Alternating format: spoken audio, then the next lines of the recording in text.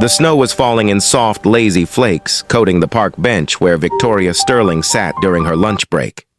At 35, she was the youngest CEO in her company's history, having taken the helm of Sterling Media Group 3 years ago after her father's retirement. She wore an elegant cream-colored coat, perfectly tailored, with a camel-colored scarf wrapped around her neck. Her blonde hair was styled in soft waves, her makeup flawless despite the cold.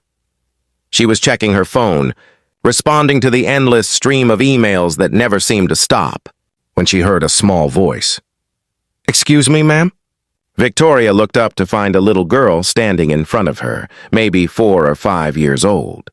She had light blonde hair pulled into a messy ponytail and wore a brown hooded coat that looked slightly too large. In her small hand, she clutched a worn teddy bear. "Yes?" Victoria said, softening her tone automatically. Something about the child's solemn expression touched her. "Are you sad?" the little girl asked. Victoria blinked, taken aback. "What makes you think I'm sad? You look like my daddy does sometimes, when he thinks I'm not watching, like you're carrying something heavy." The little girl tilted her head. "Are you lonely?" Victoria felt something catch in her throat. How had this child seen through her so easily? "Sometimes," she admitted. "Are you here with your parents?" "Just my daddy. He's over there." The girl pointed to a man on a nearby bench talking on his phone. He looked stressed, running his free hand through his dark hair. "He's always on the phone for work. He says it's important." "I understand that," Victoria said quietly. She understood it all too well. "My name is Sophie," the little girl said. She held up her teddy bear. "This is Mr. Bear. What's your name?" "Victoria." Sophie studied her with serious eyes. Then, in a small voice that nearly broke Victoria's heart, she said, "I don't have a mama. She's in heaven. Daddy says she's watching over me, but sometimes I really wish I could see her, talk to her, have someone to do girl things with, you know?" Victoria's chest tightened. "I'm so sorry, sweetheart. That must be very hard. Daddy tries. He really does. But he's always working, and he doesn't know how to do braids. And sometimes I just want—" Sophie trailed off, then looked up at Victoria with hopeful eyes. "Ma'am, can I spend a day with you? Just one day? You could be my mama for a day. We could do girl things. I promise I'll be good." Victoria felt tears prick her eyes. "Sophie, please?" Sophie's voice was so small, so hopeful. "Just one day. Daddy's always busy, and I don't have anyone to do mama things with. We could get ice cream or look at pretty things, or you could teach me stuff that mamas teach their little girls. Please?" Victoria looked at this small child, at the loneliness in her eyes that mirrored Victoria's own, and felt something shift in her chest. She glanced over at the man on the bench, still absorbed in his phone call, clearly stressed and overwhelmed. "Let me talk to your daddy first, okay? We need to make sure he says it's all right." Sophie's face lit up like Christmas morning. "Really, you'll ask him?" "I'll ask him." Sophie grabbed Victoria's hand and pulled her toward the man on the bench.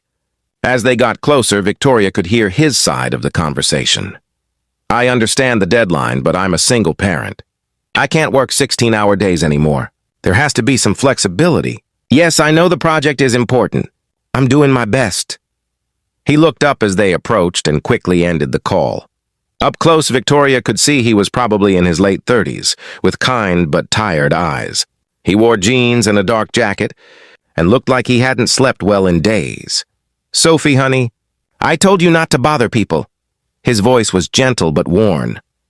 "I didn't bother her. Daddy, I asked her something important." Sophie looked up at Victoria encouragingly. Victoria extended her hand. "I'm Victoria Sterling. Your daughter just made a very sweet request, and I wanted to discuss it with you properly." The man shook her hand, his expression cautious. "I'm James Wilson. What kind of request?" She asked if she could spend a day with me. "To do girl things and have someone to be her mama for a day." Victoria's voice was soft. "She told me her mother passed away." James's face crumbled slightly. "Sophie, honey, you can't just ask strangers." "But she's not a stranger anymore. Daddy, her name is Victoria, and she's really nice, and she looks lonely like us, and maybe we could all be less lonely together." Sophie's words tumbled out in a rush. James looked between his daughter and Victoria, clearly torn between protecting his child and recognizing her need. "Miss Sterling, I appreciate your kindness, but we couldn't possibly impose—" "You're not imposing," Sophie asked. "And honestly—" Victoria paused, surprised by her own honesty. "I think I need this as much as she does." Something in Victoria's voice must have convinced James because his expression softened. "Can we sit down and talk about this properly?" They sat on the bench together, Sophie between them, while Victoria explained.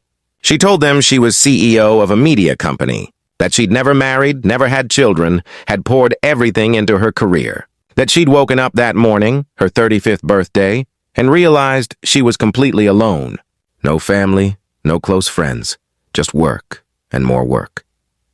"I came to this park to think," Victoria said quietly, "to figure out if this is really the life I want." And then Sophie appeared and saw right through me. "She's a very perceptive little girl." "She is," James agreed, looking at his daughter with such love it made Victoria's chest ache. Her mother was the same way. She passed away 2 years ago. Cancer. Since then, it's been just us. I'm trying to be both parents, but I'm failing at it. I'm a software engineer, and my company keeps demanding more hours, and Sophie needs attention I can't always give her. She needs female influence, someone to teach her things I don't know how to teach. "What if," Victoria said slowly, "we made this a regular thing?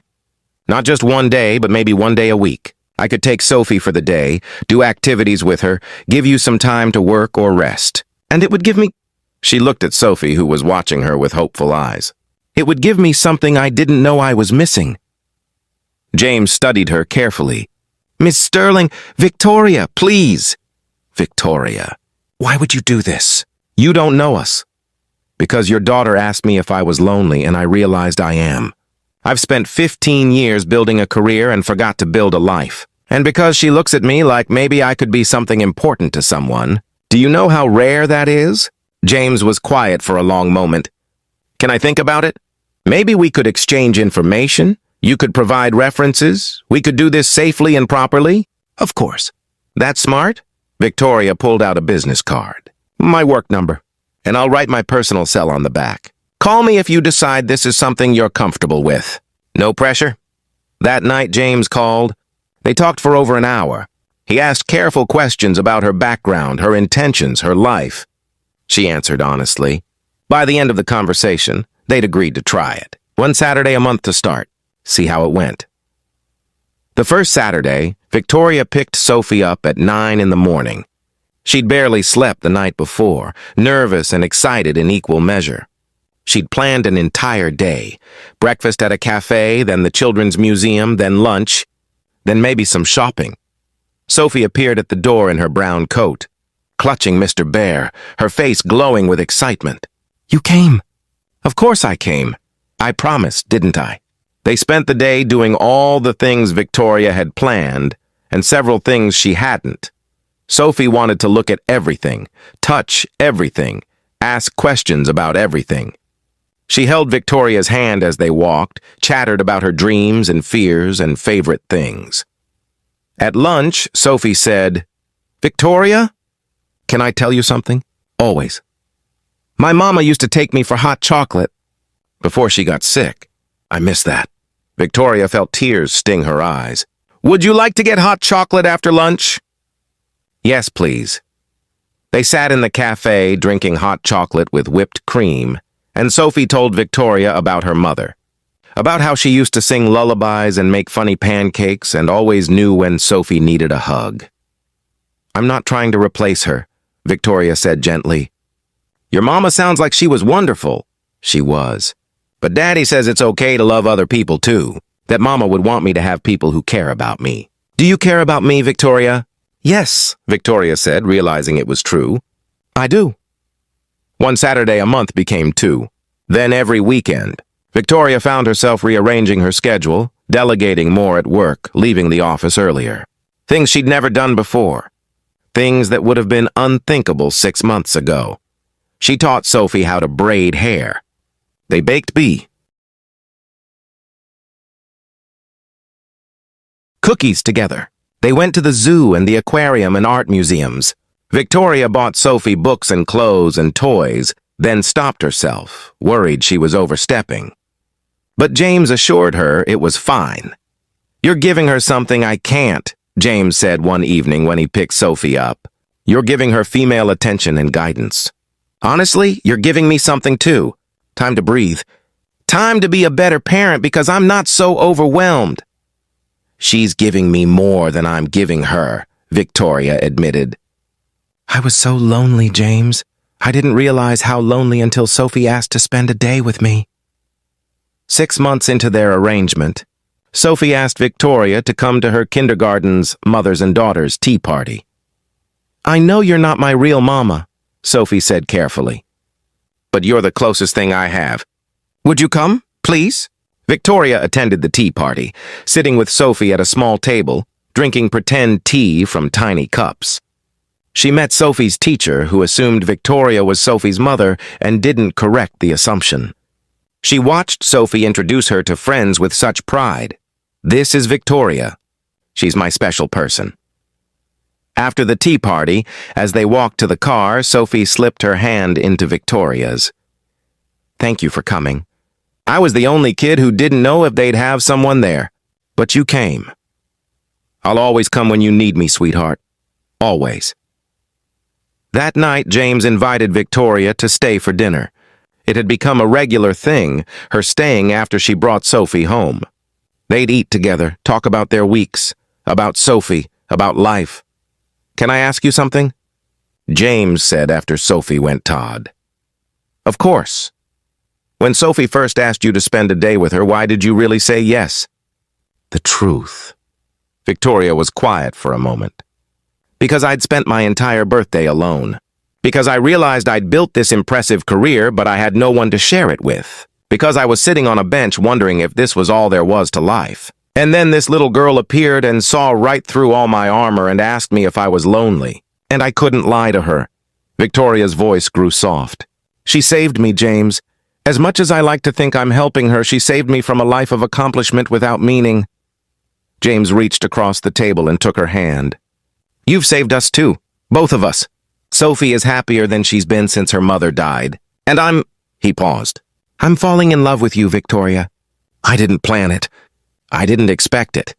But watching you with my daughter, seeing how you care for her, getting to know you these past months, I'm in love with you." Victoria felt tears slip down her cheeks. "I love you too. Both of you. This family you've let me be part of. I love it more than anything I've ever built or achieved." They were married a year later. Sophie was the flower girl, carrying Mr. Bear and a bouquet of flowers, beaming with pride.